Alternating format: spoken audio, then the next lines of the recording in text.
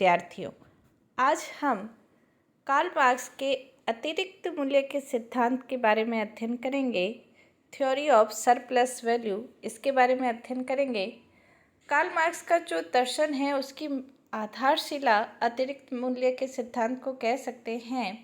Karl Marx ने इस सिद्धांत को अपने ग्रंथ दास कैपिटल में दिया है। अतिरिक्त मूल्य के सिद्धांत के माध्यम से कार्ल मार्क्स ये कहना चाहता है कि पूंजीपति श्रमिकों का शोषण करते हैं और स्वयं बड़ी मात्रा में पूंजी एकत्रित कर लेते हैं। वो पूंजी जिसके लिए पूंजीपतियों ने कोई श्रम नहीं किया है। मार्क्स के अतिरिक्त मूल्य का सिद्धांत या अधिशेष मूल्य का सिद्धांत या सरप्लस वैल्यू का जो सिद्धांत है वो श्रम के मूल्य पर आधारित है, श्रम पर आधारित है। अतिरिक्त मूल्य के सिद्धांत पर रिकार्डो जो प्रसिद्ध अर्थशास्त्री है उनका प्रभाव देखा जा सकता है।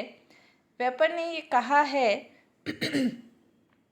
मार्क्स का अतिरिक्त मूल्य का सिद्धांत रिकार्डो के सिद्धांत का ही व्यापक रूप है, जिसके अनुसार किसी भी वस्तु का मूल्य उसमें निहित श्रम की मात्रा के अनुपात में होता है, बशर्ते यह श्रम उत्पादन की क्षमता के वर्तमान स्टैंडर्ड के तुल्य हो। अतिरिक्त मूल्य के सिद्धांत की धारणा के विषय में मार्क्स रिकार्डो के विचार वस्तुतः से बहुत प्रभावित था। मार्क्स ने अतिरिक्त मूल्य के सिद्धांत को समझने के लिए उसके दो स्वरूप बताए हैं। पहला है उसकी उपयोगिता और दूसरा है विनिमय, यानी कि यूज वैल्यू और एक्सचेंज वैल्यू। वस्तु की उपयोगिता क्या है, उसकी यूटिलिटी क्या है। उपयोगिता मूल्य हम उसे कह सकते हैं कि जहाँ मनुष्य की इच्छाएं पूरी होती है वो उसके लिए उपयोगी है, मूल्यवान है, और जहाँ उसकी इच्छाएं पूरी नहीं होती तो वो उपयोगी नहीं होने के कारण उसका कोई मूल्य नहीं है। जैसे भूखे व्यक्ति के लिए भोजन उपयोगी है और भरपेट भोजन कर चुके व्यक्ति के लिए नहीं है। इसी प्रकार एक और उदाहरण हम दे सकते हैं कि रेगिस्तान में पानी की उपयोगिता है, बालू मिट्टी की उपयोगिता नहीं है, तो वो उपयोग मूल्य हो गया। विनिमय मूल्य, एक्सचेंज वैल्यू, जिसे हम कह सकते हैं दूसरा आधार है विनिमय, उस अनुपात को कहते हैं जिसके आधार पर किसी वस्तु को दूसरी वस्तु के बदले प्राप्त किया जाता है। जैसे किसान के पास अनाज है, व्यापारी के पास कपड़ा है, और वो दोनों एक दूसरे की वस्तुओं को एक्सचेंज कर लेते हैं, विनिमय कर लेते हैं। लेकिन उन दोनों वस्तुओं के अंतर्गत श्रम महत्वपूर्ण है। जैसे अनाज पैदा करने में भी श्रम लगता है और कपड़े उत्पन्न करने में भी श्रम लगता है, तो ये श्रम दोनों ही मूल्यों में हैं। तो अतिरिक्त मूल्य क्या है? तो मार्क्स ये कहते हैं कि प्रत्येक वस्तु का मूल्य उस पर खर्च किए गए श्रम के आधार पर होता है, लेकिन बाजार में वह वस्तु बहुत ऊंचे दामों में बेची जाती है और उसके बेचने से प्राप्त होने वाला जो अतिरिक्त धन है, मार्क्स ये कहना चाहता है कि अतिरिक्त धन पैदा श्रम से होता है, लेकिन वो पूंजीपति की जेब में चला जाता है और पूंजीपति बिना श्रम के वह प्राप्त करता है, तो वही अतिरिक्त मूल्य है। मार्क्स के अनुसार अतिरिक्त मूल्य उन दो मूल्यों का अंतर है जिसे श्रमिक पैदा करता है और वह वास्तव में पाता है। अगर 2 लाइन का क्वेश्चन आए तो आप ये लिख सकते हैं। ये ऐसा मूल्य है जिसे पूंजीपति श्रमिक के कारण प्राप्त करता है, लेकिन श्रमिक को इसके लिए कुछ भी प्राप्त नहीं होता है। मैक्सी के शब्दों में कहे तो ये वह मूल्य है जो पूंजीपति श्रमिकों के खून पसीने की कमाई पर टोल टैक्स के रूप में वसूल करते हैं। जैसे उदाहरण के लिए कोई पूंजीपति एक पेन बनाने की सामग्री 10 रुपये में खरीदा और उसे बनाने में मजदूर को 3 रुपये देता है, तो इस तरह पेन का मूल्य 13 होना चाहिए, लेकिन वो बाज़ार में 20 रुपये में बिकता है, तो यहाँ 7 रुपये जो है वो अतिरिक्त मूल्य के रूप में है, जिसके लिए वह कोई परिश्रम नहीं करता है।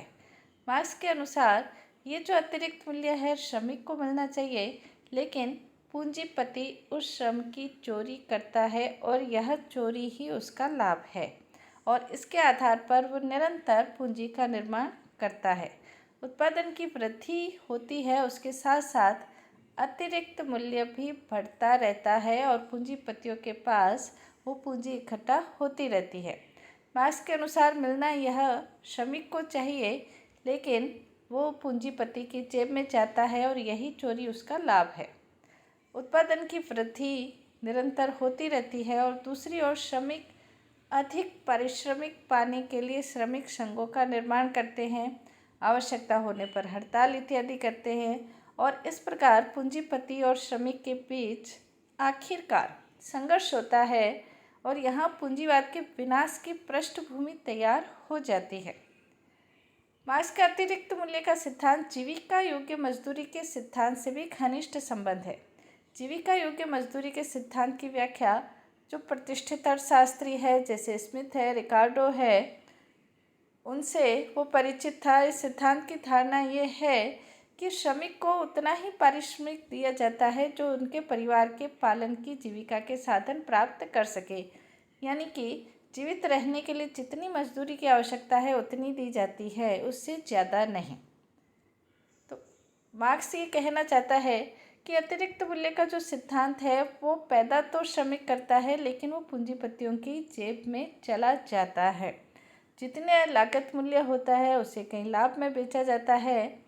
मार्क्स का ये मानना है कि श्रम ही वस्तुओं के निर्माण का मुख्य आधार है और श्रम के आधार पर जितना उनको मजदूरों को प्राप्त होना चाहिए वो प्राप्त नहीं होता है। जैसे एक उदाहरण से वो ये भी बताना चाहते हैं कि जैसे किसी कारखाने के अंतर्गत एक जोड़ी जूते तैयार करने में यदि श्रमिक को 4 घंटे लगते हैं, लेकिन जो मिल मालिक है वो उनसे 8 घंटे काम करवाता है और इस आधार पर उनके श्रम की चोरी करते हैं और उस आधार पर अपना लाभ प्राप्त करते हैं और यही अतिरिक्त मूल्य है। हालांकि अतिरिक्त मूल्य सिद्धांत की कई अर्थशास्त्रियों ने भी, राजनीतिज्ञों ने भी आलोचना की है। जैसे मार्क्स का अतिरिक्त मूल्य का सिद्धांत यथार्थ और वास्तविक नहीं है, क्योंकि श्रम के अलावा अन्य भी बहुत सी चीज़ें वस्तुओं के निर्माण में खर्च होती है। मार्क्स ने कहा श्रम ही मूल्य का उत्पादक है। यह कथन पूर्ण सत्य नहीं है, क्योंकि श्रम मूल्य पैदा करने के बहुत से तत्वों में केवल एक ही तत्व नहीं है। बिना पूंजी के श्रम व्यर्थ ही रहता है। मजदूरों के नियमों के निर्माण में, जो कि मार्क्स ने रिकार्डो का अनुकरण किया है, वास्तव में उचित नहीं है। श्रम शक्ति की मार्क्स ने अमूर्त व्याख्या की है, उसका ठोस वस्तु नहीं है, कल्पना की वस्तु बनकर रह गया है। अतिरिक्त मूल्य का सिद्धांत उसके दर्शन प्रणाली का कोई आवश्यक भाग नहीं है। आलोचक ये कहते हैं इसके बिना भी वो समाजवादी सिद्धांत की व्याख्या कर सकता था। पूंजीपति वस्तुओं के उत्पादन में श्रमिक के अतिरिक्त अन्य मदों पर भी धनराशि खर्च होती है, जैसे कारखानों में समय समय पर सुधार, मशीनों की मरम्मत, श्रमिकों को दी जाने वाली सुविधाएं, ये सब मार्क्स ने नहीं बताई है। इस आधार पर भी इसकी आलोचना की जाती है। यह सिद्धांत परस्पर विरोधी है। मार्क्स की कल्पना ठीक प्रतीत नहीं होती कि अतिरिक्त मूल्य ही केवल पूंजी का निर्माण करता है। इसके अलावा अन्य और भी तत्व हैं। निर्णय लेने की क्षमता है, नेतृत्व क्षमता है, रिस्क लेने की क्षमता है। ये सब चीज़ें मार्क्स ने नहीं बताई है। मूल्य में पूंजीपति द्वारा किए गए विज्ञापन आदि का व्यय भी नहीं जोड़ा गया है, जो कि त्रुटिपूर्ण है। मार्क्स ने पूंजीपतियों के मानसिक श्रम की, एक फैक्ट्री को चलाने में कितना मानसिक श्रम खर्च होता है, उसकी उन्होंने उपेक्षा की है। खाली शारीरिक श्रम पर ध्यान दिया है। इस आधार पर भी आलोचना की जाती है। तो ये मार्क्स का अतिरिक्त मूल्य का सिद्धांत था। धन्यवाद।